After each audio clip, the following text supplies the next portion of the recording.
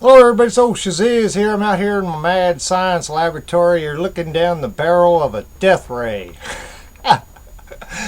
Seems back in the 1920s to the 1930s that there was word going around about Tesla designing a death ray. Although that's an interesting deal right there, and isn't beyond the realms of science or whatever. This particular death ray right here probably wouldn't harm a fly, but this death ray up here, my fly zapper with 4 extra capacitors on there, about 500 volts apiece. I'm not sure what the farad range is on there. Anyway, so it got me thinking about making a Tesla coil with a top load on there with a directional beam, and this is why I did this particular death ray video here. I got a fly buzzing around here. Let me see if I can get him. Anyway, so with that said, this particular death ray right here uses an old satellite antenna, directional antenna, whatever. And I've done a few modifications to the thing, such as I've added a nice little antenna right here so that I can direct my beam out forward and such. Anyway, what I used here on the primary coil was essentially house electrical, about that thick right there, aluminum wiring to make my primary coil. And you can't see it, but up inside this about 4-inch PVC is some cable this thick, which was really super hard to wind a coil to get to fit up inside right there. But I did it. I got it up there. So there's a coil about yay big around inside of the PVC plumbing, which is about 4 inches in diameter. And then after that, on the outer skin of the PVC plumbing is aluminum tape, which I don't have, it's clear across the room. Anyway, it's aluminum tape with a sticky back that I used for the first layer of the capacitor layer. And then I used some vinyl tape for my insulator between the plates on the capacitor. And then from there I used aluminum foil for the second layer of the capacitor. That's what this wire right here is. Let me see if I can shake you up a bit and bring you in there. Woo! Got my wires all jacked up. Okay. Right under there. This wire right here and that wire right there are my capacitor layer. Now this winding right here is the first secondary, and inside the tube is the second secondary. Today for my deal I'm going to use this one, this coil right here, as my secondary and those two as the primary. Now at the bottom down here on this, see if I can turn this around. You can see where these are zip tied together. This is the coil that goes inside the tubing. That's where I'm going to use to power the initial charge right there. This wire right here runs off of this coil right here, which energizes the aluminum tubing there, going on up to the antenna. Back here I modified this right here to use this as a Faraday cage to break up any signal behind. So in between here is a non-conductive material so that this doesn't have a charge, and it still picks up a slight charge, but the whole idea is to break up any dangerous rays. Alright, I'm going to stop my camera here for a second, readjust, set the power up, and I'm going to fire it at that TV over there to see whether or not I can disrupt that monitor. Alright, hang on there. Alright, I'm back. I'm behind the Faraday cage portion of it. And so with that said, I've got my power connected to my oil burner igniter. And somewhere around here I have a ground wire, which I have to be careful because there's a bare spot in the ground wire down here. Anyway, so I'm powered in through this line right here, which is the coil that goes up inside the tubing before the capacitor layer, and then after the capacitor layer, this one right here is also connected into this right here. So the energy that is produced off of the field that is actually produced off of this coil right here can energize this coil right here. So let me fire this thing up, and you'll notice that the monitor gets a little fuzzy over there. Alright, now, so I'm going to hit which would now be the secondary with the ground, and you can watch that the signal gets stronger on the monitor over there. Plus you might even get to see an arc over here.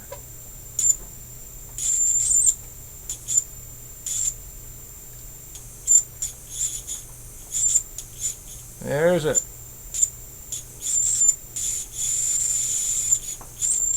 Trying to watch this and do it at the same time is dangerous. Hold on, let me bring my camera down in closer. My Faraday cage must be working pretty good because my camera's not getting all fuzzy. Anyway, this is off the secondary coil, which is not connected right at the point.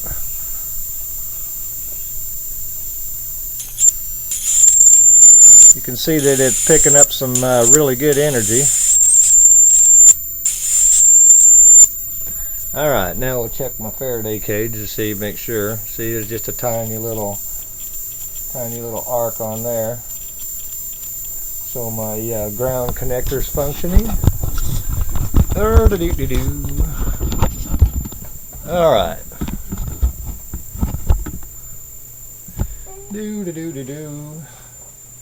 Alright, let's hit that again and watch those monitors in the background. I got this one aimed directly at the monitor at the lower left corner.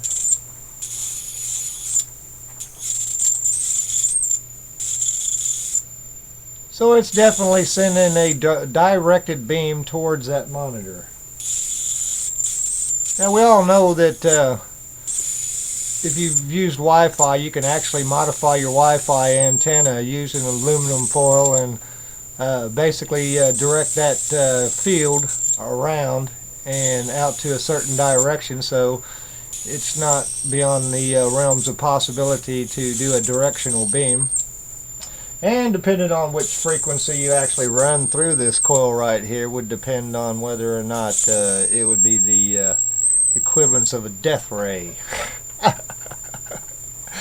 Anyway, like I said, the only thing that this thing, death ray that this thing is actually going to be is if I put my finger on that thing, and that might not be too good of an idea, but I don't think I want to do that yet. I still got some work left to do. Anyway, you can see it. There it goes right there.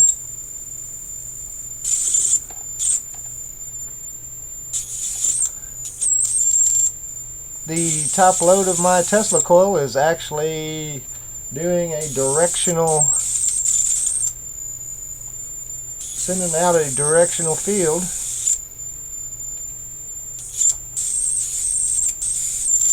Yeehaw! Alright, now let me see. I'm going to shut this off for a second. Yeah. Point that death ray around in a different direction so I can reach the end of it.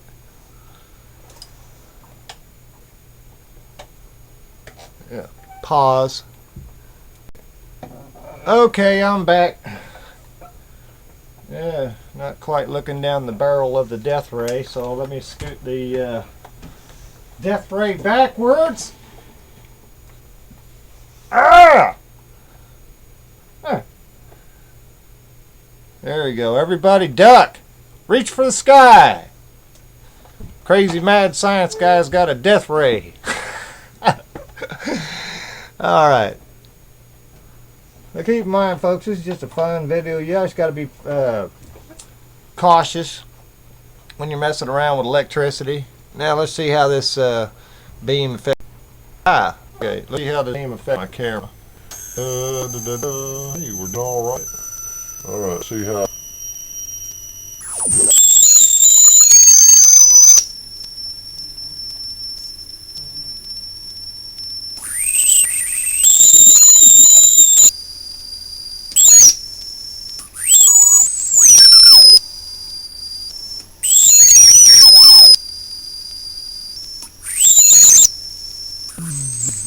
Apparently, my death rate that is cool though. Watch that monitor back.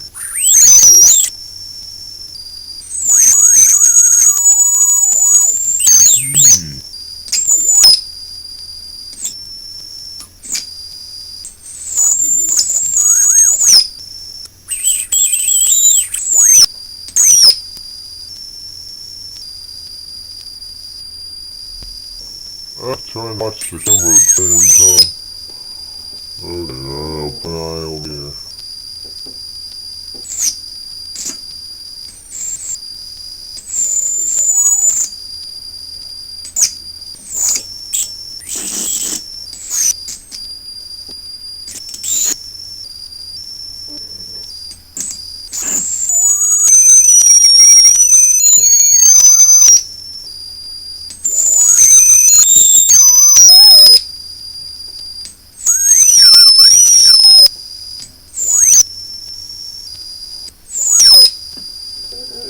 Alright, so it looks like the death ray got some work to do with it.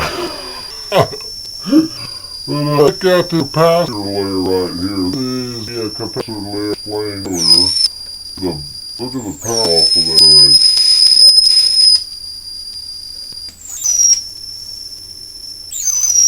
Seems like the capacitor layer has more power than the death ray, so maybe I need to reconfigure it. We can smell that pretty smoke.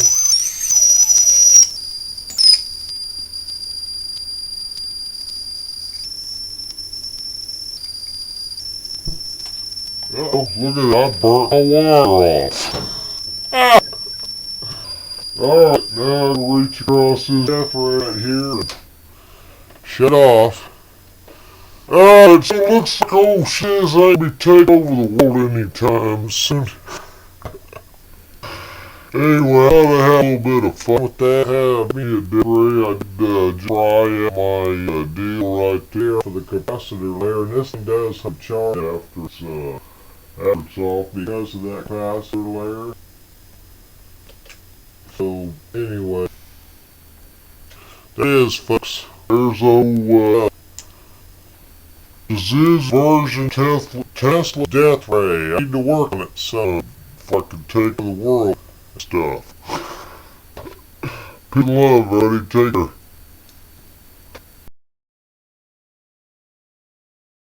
Aw, crap.